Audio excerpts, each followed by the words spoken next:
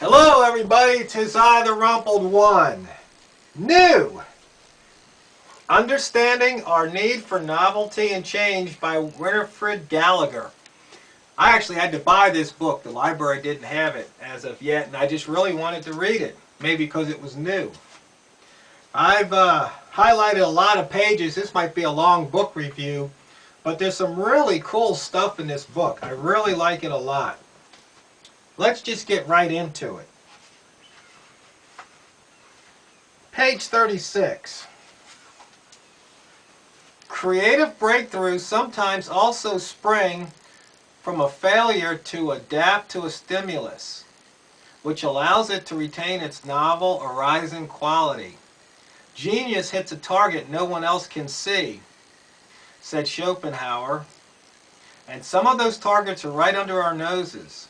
Many inventive people in diverse fields share an almost childlike ability to perceive arousing new facets in even the most familiar things, and as Symington says, when you start asking questions about stuff that most people take for granted, you may end up with answers that no one imagined. Basically, childlike curiosity, the wonderment, to just look at things as the first time you see them and ask. And then further along on the same page, just because something is familiar doesn't mean you understand it. This is the common fallacy that all adults make and no child ever does. I'll read that again so you can ponder it. Just because something is familiar doesn't mean you understand it. This is the common fallacy that all adults make and no child ever does. Page 123. Skipping ahead a few chapters. I'll jump right in here.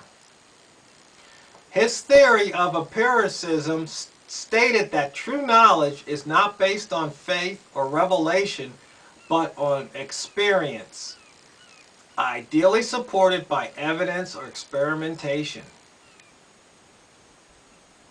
And if you think about that, it's almost obvious. But in the real world, how many people take things on faith, as opposed to looking at their own experiences or by seeking out evidence or experimenting? It's just amazing when you actually look around and see that. You can see it almost every day. Page 125. However, the very different state of boredom, the unpleasant sense of there being nothing that interests you, is largely a modern condition that still doesn't exist in much of the world. Situations that would strike us as unbearably dull, say waiting for hours or even days for a bus, are considered just the way the life is in many developing nations. I mean, that's an interesting thought. You wonder, why are we so fidgety? Why can't we just sit and watch the waves or the sky for 5 minutes, 10 minutes, an hour, or hours? I mean, what have we lost that we have to have this stimulation constantly bombarding us? Over on page 127. Something else about boredom. Boredom has no derivation. That is, it doesn't come from any other word but was specially created. Moreover, the term didn't appear in English until the later 18th century, long after the French spoke of ennui. Actually, it's ennui. It's the way you pronounce it. E-N-N-U-I, ennui. Curious about why England would have suddenly needed such a word Spack said about examining boredom in literature from the 18th century onward. The historian and man of letters, Horace Walpole, was the first to write the term, which may have been a slangy upper-class pun on the bore as a figurative bore. Boredom soon cropped up in other texts, suggesting that it caught on in everyday speech. Now, continuing a little bit further down, when you invent a word for something, says Spax, in a sense you're inventing the thing itself, even though the experience came first. Once the word existed, I think the experience of boredom, the incapacity to get pleasure or meaning from your experience, became very much more widespread. I mean, I've always stated that there's no such thing as anything being boring. You're boring. If you can't find something stimulating in life, then what in your present situation, that's your problem. That's up to you. I can remember sitting in first semester English in college. I didn't like that lady, the teacher, the professor, and she didn't like me. I got off on the wrong foot with her. I was sitting in class, and I would always sit up front, but I don't know, I was thumbing through a book. I wasn't paying attention, and she asked me a question, and I looked up, and I said, please repeat the question, and she asked somebody else. And from that day forward, it's pretty much downhill for me. But you know, I had to go there a couple times a week, so I just said, you know what? I'm going to do something here because I want a good grade. So in every class, I would sit up at the front, mainly because I couldn't see that well. It's before I had contacts. And I would either answer a question or I would ask a question. In other words, I participated. And by participating, it wasn't boring anymore. And I actually got a B out of that class. One guy got an A, and I used to tease him about it. I said, what were you doing with that old bag during office hours? Anyway, I don't even remember that lady's name. But boredom, that's up here. It's not out there. Okay, let's move on.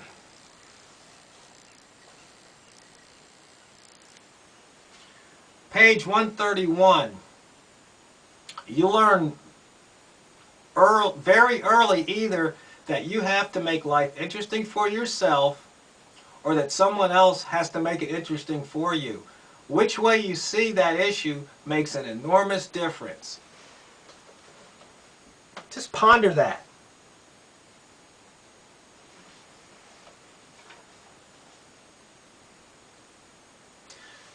So if you don't make life interesting for yourself, then someone else has to? I mean, that would be a sad state of affairs. That as an adult, you have to have somebody else make life interesting for you. I mean, talk about giving up your personal power. That's awful. Okay, moving on, page 146. These daily decision-making dramas imposed by too much pointless novelty repeatedly put us at the mercy of what behavioral economists call the focusing illusion. Simply by thinking about something, you will exaggerate its importance. In other words, when you confront a selection of microwaves or down jackets, you will overemphasize their differences, not because they necessarily matter, but simply because they exist and you're considering them. The longer you brood, the more even small distinctions, the stainless steel finish or the black enamel, the Velcro tags or zippers will fog over the item's probable essential sameness, sap your finite mental resources, and set you up for buyer's regret. More important, after the first 5 minutes of ownership, the outcome of all that effort is likely to make little or no difference in the quality of your daily experience. that kind of goes in with my What Matters videos.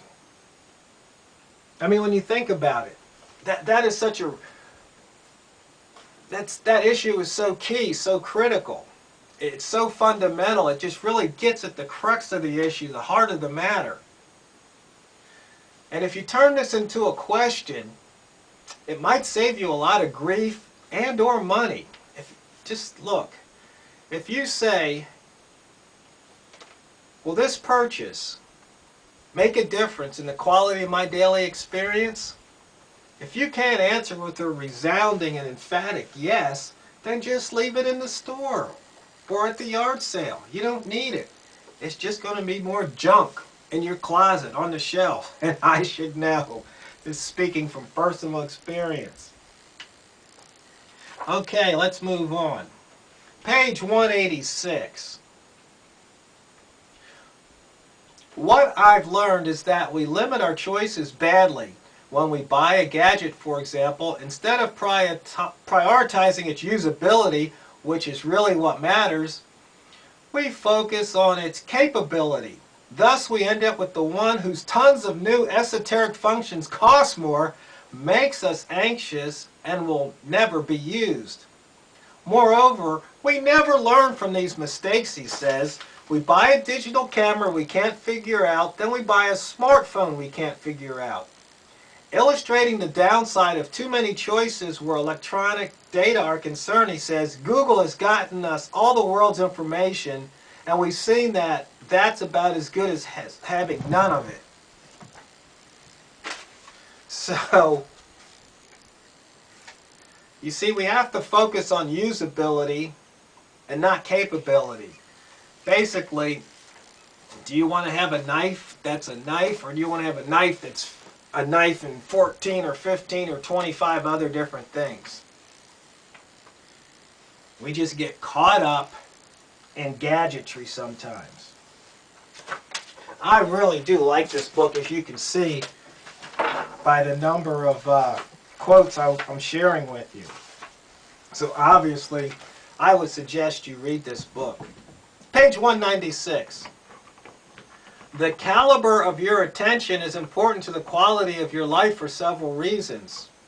First, the things that you focus on are the building blocks of your reality.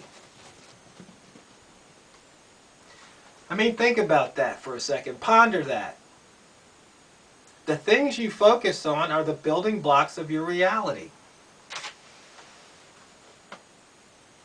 You have a lot to focus on. Some people say, you can focus on the good, you can focus on the bad. But I think it's a little more deeper than that, and I think it's a little more wider than that. It's kind of, once again, it's like the menu. If you choose chicken, then you ain't having beef. So, it's a good thought to ponder. And when I say ponder, I mean think about it. You question it, you answer the question, you question the answers. Deep thought. You take the time to think about it. I really like this next one. Page 197. Distraction is the enemy of learning.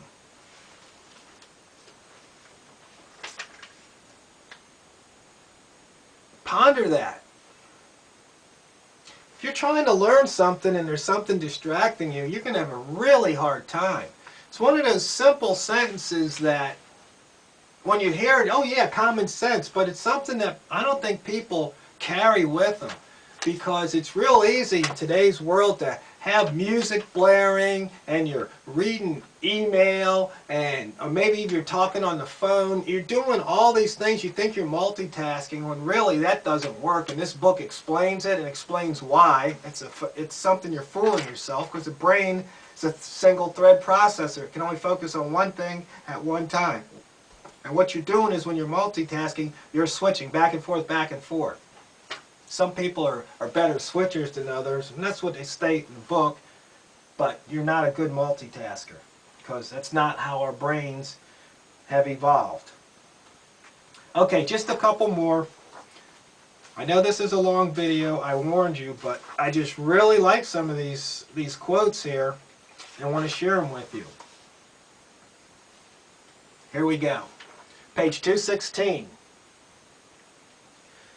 The problem is that daily life's hustle and bustle has a way of gradually obscuring or distracting us from our deeper goals and values so that we can easily get snagged by exciting but ultimately worthless stimuli. Just taking the time to re-identify your priorities and the subject's worth and investment of your finite interest is a productive exercise in itself. As Cashton says, once you see the bigger picture of what do I want to do with this day, week, life, it suddenly becomes a lot easier to resolve conflicts about where to invest your time at any given moment. You know, this book talks about dopamine, which is released in the brain, in the body, and it makes us feel good. I mean, anything that makes us feel good is because of that dopamine. We're basically dopamine junkies. We like that feeling. Some people get it when they gamble. Some people get it and when they find something. Some people when they buy something new. Some people when they drive fast. There are all these dopamine highs. We're these dopamine junkies. But if you don't focus on what you say is important and you squander away minutes and then hours and days and weeks, and you find out you haven't accomplished what you set out to. You haven't gotten anywhere. You haven't done anything. So, and I can see it, and sometimes just, you know, day to day, it's just like, okay, I'll, you know, look at this or I'll look at that, when my real goal is to, you know, maybe make this video. But how, you know, maybe I was going to make this video 2 days ago, but I kept putting it off for other things. So, that's my point. Okay, finally, on page 229,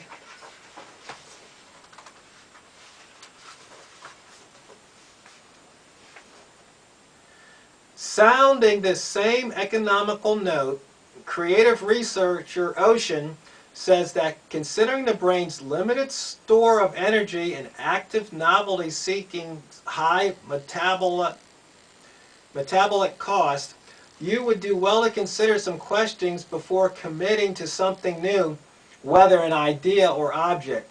Why should I take this up if the set of scripts that I follow daily are doing a good job for me?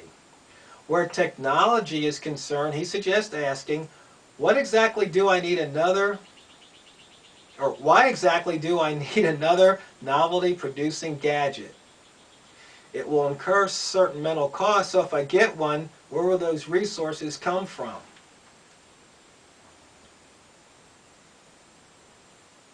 So in other words, just be careful what you bring into your life. Especially when it comes to gadgets or something totally new. Because it's going to take up time, it's going to take up mental resources. And if what you were doing was working,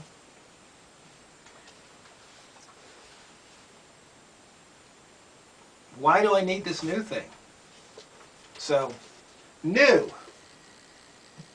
Winifred, Gallagher, definitely. If you like psychology and learning about the brain and how things work inside your brain and why you're a dopamine junkie just like me, I highly suggest you read it.